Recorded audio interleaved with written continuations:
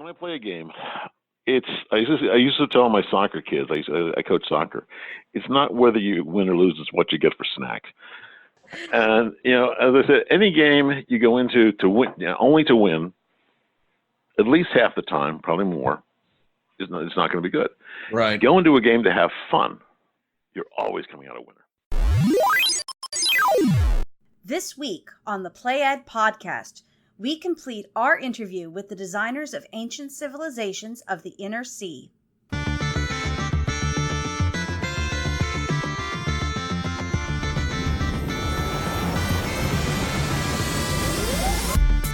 Welcome to the Play Ed podcast, where we explore cultivating connections through play.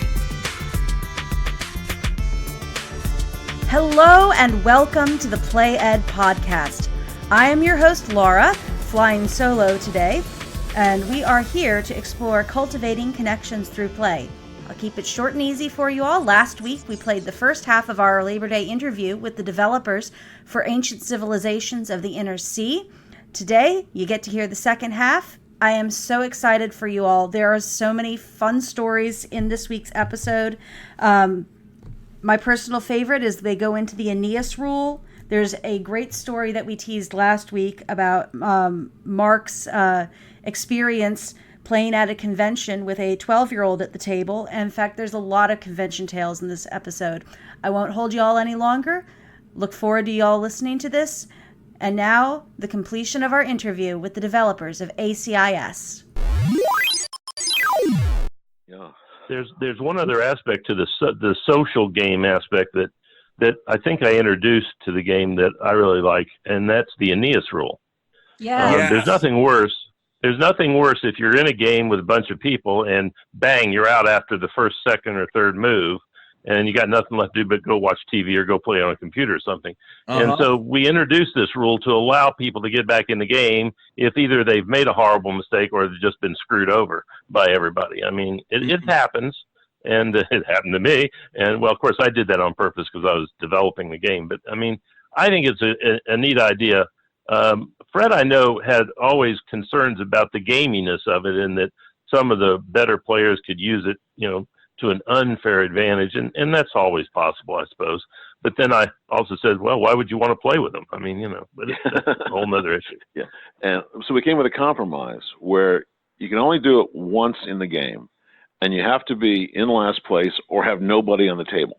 So either everybody's dead, or you're in last place, and you can say, okay, I'm going it. But I tell people there's two aspects of the Aeneid rule. The one is like the Aeneid, just the last survivors. You start a new, you're the ragtag battle fleet going off among the stars. Oh, that's a different one. That's what it's based on. Battlestar Galactica is the Aeneid. But as I said, one is it lets a guy get back in the game instead of, as Chris said, going to watch TV. The other thing is you kind of think of it as you're a terrorist and you're pointing a pistol at your own head. And you're saying, watch out, you're next. Which means, okay, I'm down low. If you really beat me into the ground, I'm coming back. And when I come back, I'm coming back bigger and better, and I'm coming for you. Wow. So there's a diplomatic aspect. That's the other thing I tell about people. They say, oh, I have these cards, I got to play them. I said, no. You don't have to play bad cards on anybody. You can use a card to help fund a wonder of the world, which is positive. You can use a card to pay off a loss. So if there's a plague where you lose 5 guys, well, you dump 5 cards, nobody's dead. Also, the other thing is the bluff. If you earthquake me, I'm going to volcano all over your butt. It's mutual assured destruction. Mm-hmm. Just because you have a nuke doesn't mean you have to throw it. Right. And that's the other thing. I see people said, don't think you have to play these cards. The only cards that you have to play are the 7 big red cards that come up, which is the 4 big invasions. When the time marches on, which ends in one of the epics early, which helps speed the game up. And then the Atlantis Rises, which you put in there just kind of for fun, and so they showed up. But that's the only positive one of those cards, because Atlantis pops up, anybody around the deep sea areas gets a bonus for it. So it gives you a reason to be at sea. And then, of course, the last one, the breath of God, the only card in the game that cannot be negated because nobody can negate God. It even says so right there on the card. And everybody throws their hand in, and you start, and then everybody gets an even number of cards, which again is meant to help the guy in last place and hurt the guy in first. So if I got 6 cards and you're only getting 3, all of a sudden the breath of God comes out. Woof! Now we're all playing with 4. It's a great leavener. And I know a couple guys have written, I don't like it because I want to plan, and all of a sudden, then all this stuff down the pike. I said, no plan survives first contact with a gamer. I mean, if you can see a path to victory and start following it and keep following it that way, that's one thing. But in our game, you can't. You can try, but you got to realize they're going to come at you from the left, the right, above, below, and behind. And Fred, that is the brilliance of what Chris and Mark accomplished in the design. Historically, there was chaos. When their players are flinging those cards around, that is creating the chaos of the ancient world that the civilizations had to survive in, and some of them did not. Yeah. Well, most of them did not. Yeah. Yeah, most of them are like that one card, Sands of Time. They got buried. And some we're still digging up. And I might add that in the next game, the ancient Middle East, the Aeneid rule is going to have its equivalent with the Gilgamesh rule. I don't know if that's very similar, that a player that is behind can again come back into the game. And Laura, to get back to your point about this is for kids, I know Marcus and myself, we run some demonstration games, learn how to play games with very young participants. I'll let Mark tell about the one with the 12-year-old, but this is one of the few games I can get my granddaughter to play. And she's a girl. And she's a girl, yeah. And she and I were just playing this past July, and she was having a blast at it. Although she didn't want to attack her old grandpa directly, but she sure as heck flung the volcanoes and the other cards at me. But we played to a 50-point game. A lot of folks complain it's a long playing game. No one says you have to play all 4 of the epochs. In the case of my granddaughter, we said, okay, we had just done sightseeing, and so let's play a 50-point game. And that's exactly what she did. She got the 47 points. She could have won had she attacked and looted any of my cities. But I guess she didn't want to, be too cool to her granddad. Well, you took her to see the Rolling Stones and on the Rock and Roll Hall of Fame. She knows what it means to be nice to Grandpa. Oh yeah, she knows her head but she's 16 now. She's a little too old for Disney World, but we sure got a big kick going to that Rock and Roll Hall of Fame in Cleveland. Mm-hmm. Well, he's in with the 12-year-old. There's a convention in Maine I go to every year called Huzzah. I'm in New Hampshire, so it's just 2 hours away. And it's mostly a miniatures convention. There's some board gaming, and I had said I run one board game every convention there because I play miniatures and I'll run one of my board games. So it's a sign up thing. And this 6-player game, and I get there to run the game, and there's 2 guys my age. A third guy is one of their sons, is about 40. 2 guys in their 30s, and there's this 12-year-old kid. And I looked at him. I said, "You sure you want to play this?" He says, "Oh yeah." Okay. Guess who won? The 12-year-old. The 12-year-old beat the crap out of every one of these guys because it's why I like being the Italians in World War II with miniatures. Mm-hmm. If you lose, so what? If you win, woohoo! And also, they don't take you seriously. Right. I've won more tournaments of a World War II game playing Italians than anything else because, they're just Italians. Yeah, sure. They're the Romans. They're still here. It's like Tony Soprano. But the kid was brilliant, and I didn't help him. I just explained how to play the game. And I did it in Chicago. I was in Chicago last month for a week to see my old friend, and we went to a gaming store twice. I went once, then they invited us back, and I ran 2 games for new guys. And I said to the first guy, I said, "You have a timer on your watch?" He says, "Yeah." I said, "Set it to 5 minutes. When you get to 5, it hits 5 minutes. You tell me to stop talking." I explained and taught the game to them in 4 minutes and 45 seconds. Nice. And from then on, all I had to do was clarify something. What does this actually mean? Oh yeah, okay, now I understand. It's extreme. I mean, the rule book is 24 pages, but 12 of it is pictures to set up a 2, 3, 4, 5, 6 player game. Then there's the cover, the rear cover, the table of contents. So the actual rules are less than 10 pages of the rule book. The playbook, yeah, that's 60 some odd pages. The solitaire rules, how to play solitaire, is longer than the rule book. We put a lot of work into the solitaire. This solitaire is very detailed, and it says, okay, and when it's the solitaire player's turn, you can play either one-on-one against the system, or you can play like many games we've had. There'll be 2 of us, and the third person is run by the system. So you can have a 6-player game with only like 2 human people, because the rest of them can run by the system. And the system tells you, looking at it, it says, if this, do this, if this, do that. And it's in 3 sections. One is its basic core system. It will always do these things regardless. It will always build up its home base, protect its butt, and you try to get points. And then, depending on if it's a hostile or a friendly civilization, not friendly being a generic, just like non-hostile, actually. If it's non-hostile, it keeps up that. If it's hostile, it goes after you. And then it has a system for playing cards. It has you see the non-player's cards face up, so you have to eliminate that. You have to see them in order to do it, in solo. But there's a priority system of which cards the NPC will play. So in the order in which they'll play, and if they have a negate card, which negate cards, they can stop certain bad things. Some can stop all bad things. Some can stop only certain bad things. If you play a card and the NPC has a negate card, you can't trick him into playing a little, disaster on him and having him block it. It's a 50-50 chance that he'll do it. Interesting. So he won't always. If it's your last card to play on him, he will play it.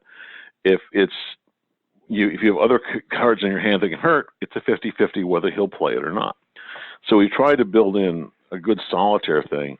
And there are 7 historical scenarios that are designed as solitaire games, to cover solitaire war games, which you can play with 2, 3, or 4 people or more, like the Alexander the Great, the Persians and the Greeks, God Kings of Egypt, Hannibal,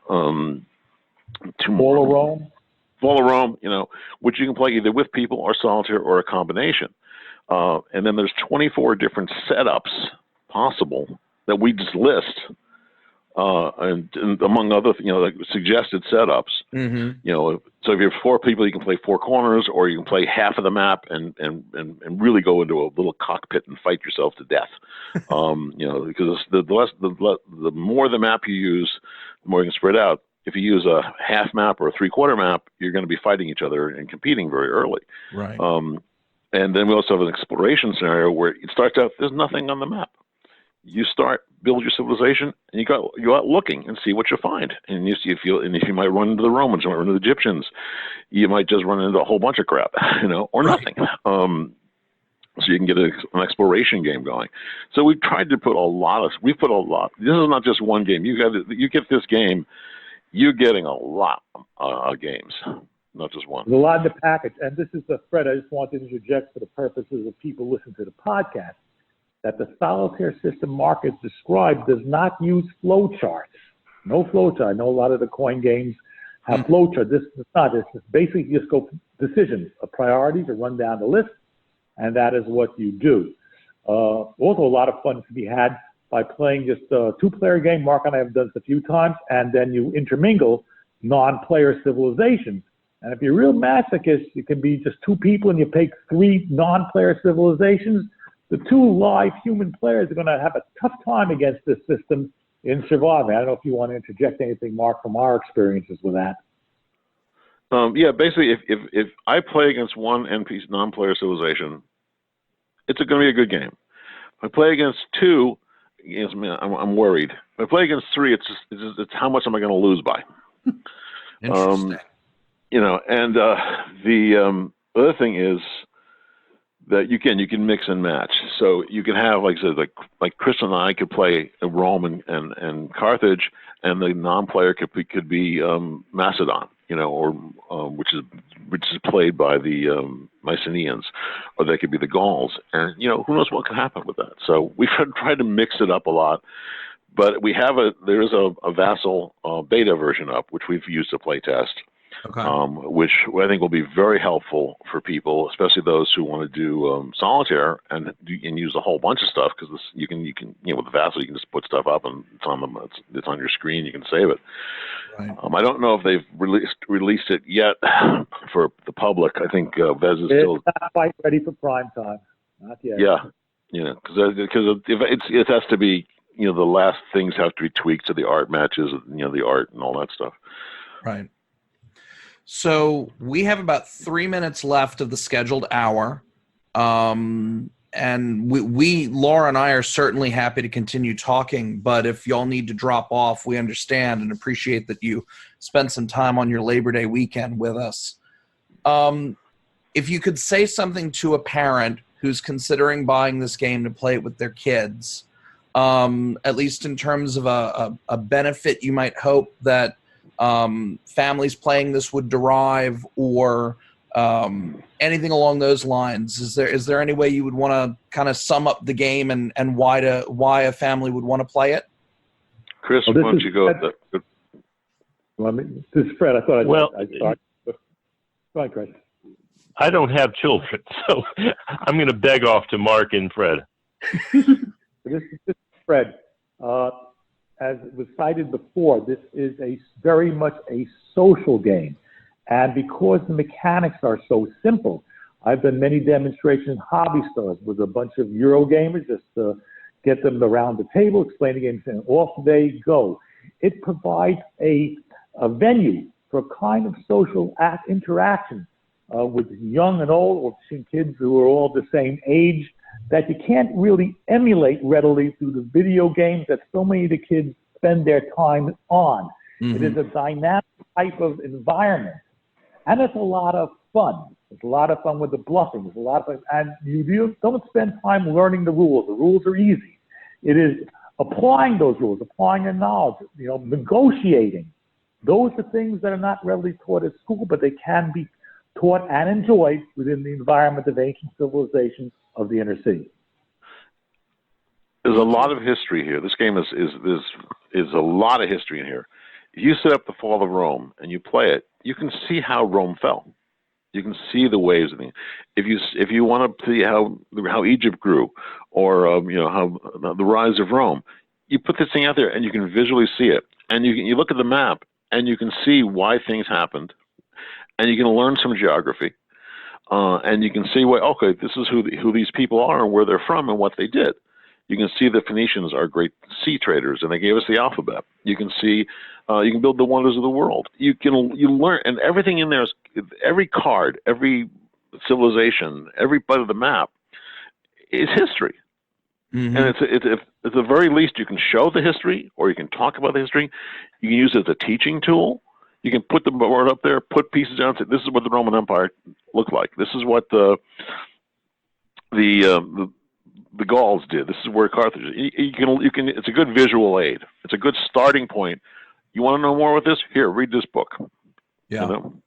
Excellent. And it's a light kind of history. It's an accessible kind of history, and those youngsters who are interested, it can be a door opener to learn more. Well, like I was saying, my son, who's 28 now, he's a war gamer and a miniature gamer. He paints. He puts 28 colors on one figure and one drop of blood. Literally, every figure he paints has a drop of his blood on it. When he was a little kid, from playing the games with us, he knew what a cataphract was. He knew that a dragoon wasn't a little dragon. Nice. And my daughter, who's 35, when she was 3 years old, said to me, "Daddy, you make a game for me someday." That game is Princess Ryan's Space Marines, which became Princess Ryan's Star Marines with Avalon Hill, and which is also a novel. So my kids in game, I've been gaming, I still game with my daughter once a week. I go to her place and we lay out a game for a couple games for an hour. I still game with my son once a month. They're my best gaming pals. Well, this does set up the next a version of the game, and we can do it with dragons and elves, and Well, Why the hell not? Yeah. With that, I'm going to have to go. I've got an appointment. I really appreciate what you all have done here, and I hope this works out really well for you.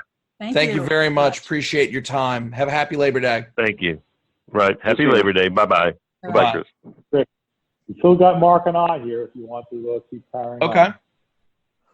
I can stick around for a while, and I'm Irish. I mean, I had a teacher in high school. And I wrote this paper up, and I made up most of the stuff in it. And my teacher looked at me and says, "Mr. McLaughlin, I should hit you in the mouth for this piece, but if I did, my hand would come out ringing with bullets."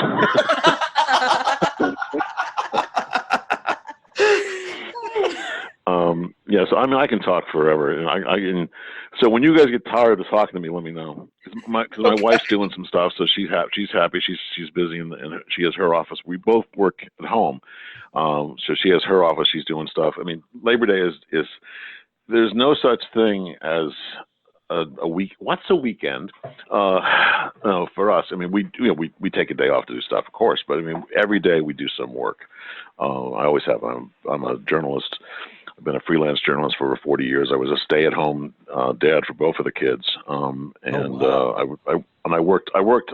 They go to school, I'd work, and I was also the soccer coach, and I was a Girl Scout leader, and a Cub Scout leader.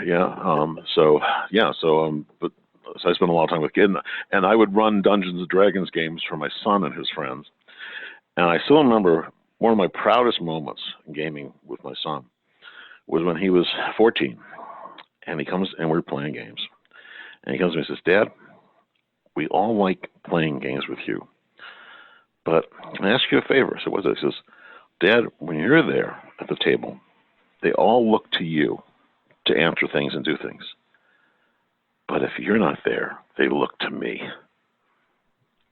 So I knew when to take a back seat. And I was very proud. I always played, army men and shoot marbles out of cannons and stuff with my son when he was little.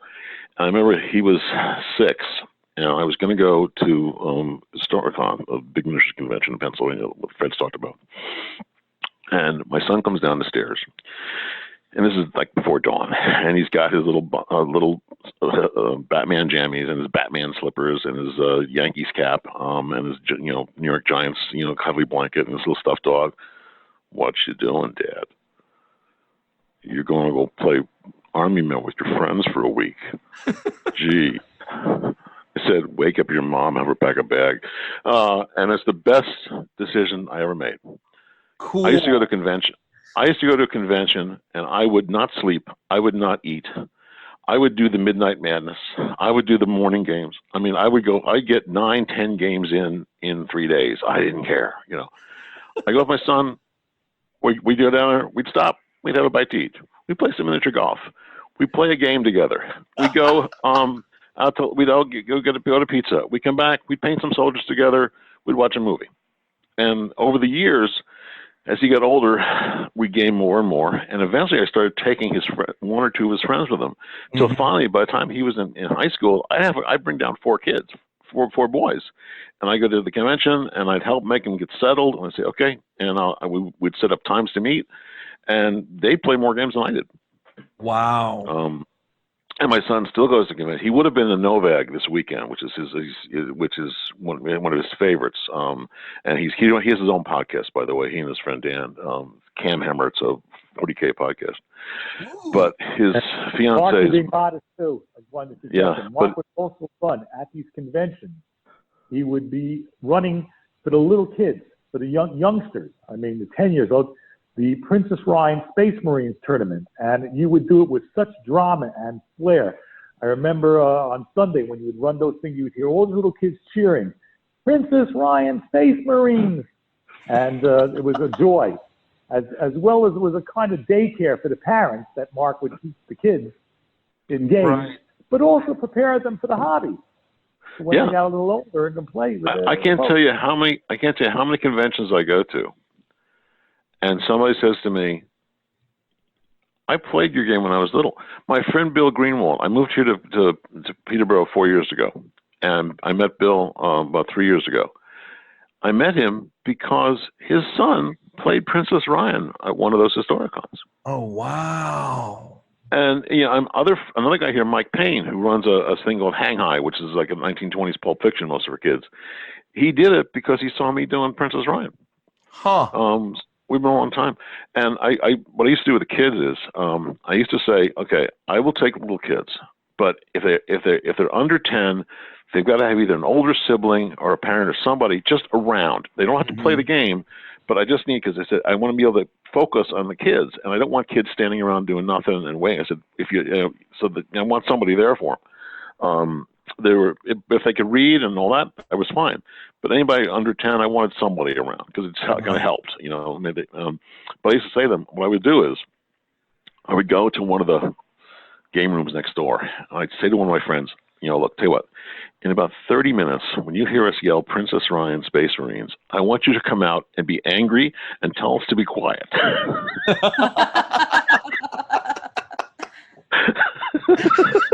And then I tell the kids to do it louder. Excellent. Oh, we used to have so much. We used to have so much fun.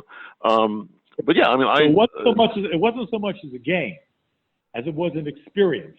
Right. And that made it a lot of fun. And that really set a good backdrop, Mark, as you just pointed out, for getting these youngsters eventually to become gamers like ourselves. Yeah. Excellent. How old are your kids? Yeah. So our six of the six, our oldest is 16. Uh-huh. We've got a 13-year-old. 12. 9, 7, and 5. You poor dear. They're fun though. There's a special place in heaven for you. You're all set. My aunt Peggy, who just passed away, she had 6 boys, which is oh my God. Are yours all boys or are you mixed? We have one girl. She's not right in the middle. Oh Jesus. Oh God. Okay. All right. My cousin Bobby, who gets married every 4 years to somebody new, is like trading in a Buick.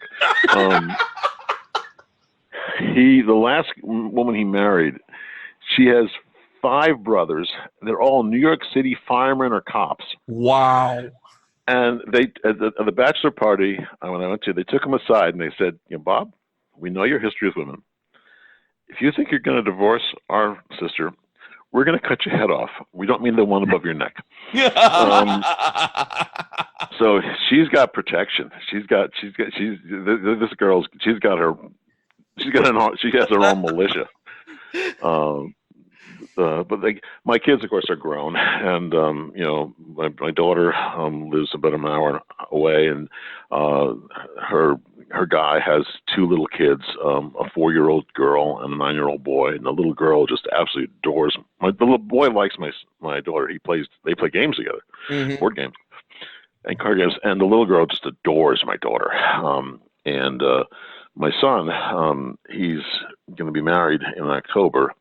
We were at a funeral yesterday because his mother-in-law-to-be suddenly just dropped dead.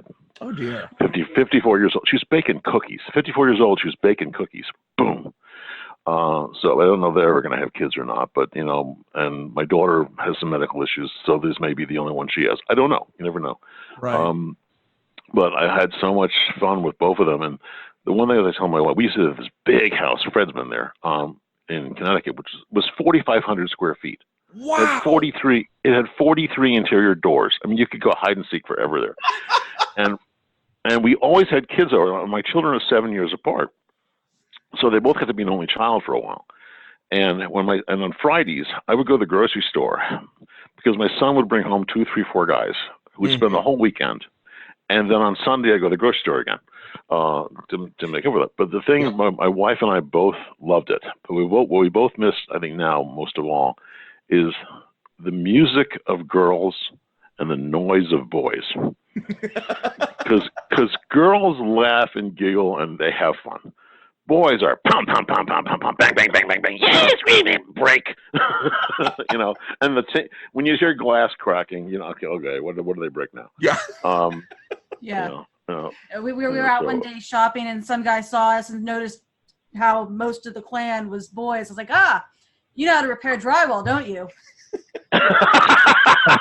Don't laugh. We've gotten really good at repairing sheetrock around here. Oh yeah. I can't tell you how many times in my house in Canaan, one of them would like throw something or throw a punch and bang, be a hole in the wall. When my friend Ben, you go to my wife, Mrs. McLaughlin, I didn't mean to break that. Oh wow! And I would say nobody plays Nerf in the dining room. Right. When we get all of ours together with their friends, I'll run a D&D game for them, and we'll have 19 PCs in the adventuring party because I've got 19 players between the ages of 5 and 18 around the table. Good God! And it's just a blast, and I'll put on some music when we take breaks, and about every 45 minutes I let all the little people get up and go run around, and have to want to stand around and be cool, and we'll grill up stuff on the grill or make spaghetti and whatnot, and everybody just has a good time. And so yeah, I definitely get it with you. The number of children then grows kind of geometrically as the friends get pulled into the gaming environment. Well, Fred still plays with his son. His son is a chef, and Michael plays with Fred all the time. Michael is. I've been gaming for many years, and he's in the playtest credits for all the games that Mark and I have done. But when I play with my son, he is a rules lawyer, and he's hyper competitive. So he likes to beat Dad, and sometimes he'll find something that is genuinely wrong with the game as we're playtesting it. I say, "Oh, good catch, Mike! I'm changing rules." He's good at that. He gets ticked off. What do you mean you're changing rules? You just want to win. No, son. No, you want to win. That's what you're changing that rule for. The best play testers are not the guys who say, "I love this game, it was great." The best play testers say, "I like this game, but I broke it." Yeah. And because when they find something, because I'd rather have a play tester find something that's broken than it come out and 2 months later this game is broken, and goddamn if he's right, we're just like, oh. So I'd rather have because again, you can't see everything, no matter how many times you play a game. Especially something, unless it's a really simple game, even then sometimes, you can't recreate every possible outcome or situation. And there's bound to be something that sneaks in somewhere. So it's good to have that come out in playtesting. But we're going back to the kids. I'm stating no games, no design survives contact with the playtesters. No, it doesn't. Yeah. And also, I said to any game designer, I'm a journalist, I'm a writer. I would never working without an editor is like working without a net. It's like flying the Enterprise and leaving Scotty behind. Yeah. And I know there are some designers who think that they write with the finger of God with lightning bolts in letters of gold on stone. Wow. No. Because as I said before earlier on, even when I write something, I'm a novel now right now, and I have an editor in Greece who did 2 edits of it, which was good. And Chris is proofing it 2 chapters a day. He's a great proofer. He's looking for little tiny things, not the stuff an editor looks like. But same with Fred. With the game designs, he's a very, very good editor, and Chris is a good proofer and a good editor as well. But we each have our divisions.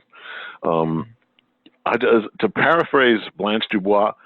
Depends upon the kindness of editors. So that's why, right up there, like Fred's name's, a lot of people, they put their editor or developer bury him in the back of the credits. Fred and I've had Fred. What your name has been on every box we've ever done together. Yep. Yeah. I think Napoleonic Wars, you were Greenwood was still the lead guy, so you were in the back of that. But everything else is your name's been on the cover. I appreciate that. It makes I appreciate it. I mean, my wife is not a gamer, but I say when I go to these conventions, or and I'm sure you'll attest to that too, Mark. You're like a celebrity, being a designer and a developer of games when you go to the WBC or another gaming convention. We're slightly larger fish in a small pond. What he's saying is true in our circle. I mean, I go to a game convention that if I went to Gen Con, I'd be lost. And Gen Con scares the hell out of me. It just overwhelms me. It's like going into Home Depot.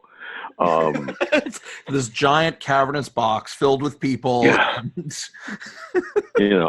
So if I go to Gen Con, I mean, I'm very small. I mean, there'll be a few guys, if I'm at a booth, they'll see me. But if I go to like the World Board Gaming Convention, which is like all board gamers and a lot of mine are being played there, or even if I go to a miniatures convention where people know of me, yeah, I'm a little bit of a celebrity in that respect. But once in a while, somebody will buy me a drink. Although usually I want it standing at a table to a round. That's kind of what you do. The other thing is, I also know that when I go to a convention, they're all going to get me. Yeah, because it's like I sit down, whether it's my game or even any game. It's like I'm going to get him. Paint a target on your forehead.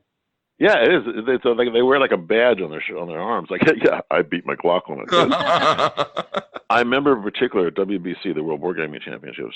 There are a bunch of guys that are really, really good friends of ours. Fred knows them. I always used to run the tournaments, and they were playing because I didn't want to play in my own tournament. I always felt that's a guy who's running a tournament shouldn't play in it. It's unfair. And they said, "Look, we want you to play in a game." Well, the last game was going on, and people are playing that. We want to have just a personal game, just you and us, right? It was a setup. Oh. It was Napoleonic Wars, and of course, they wanted me to be Napoleon.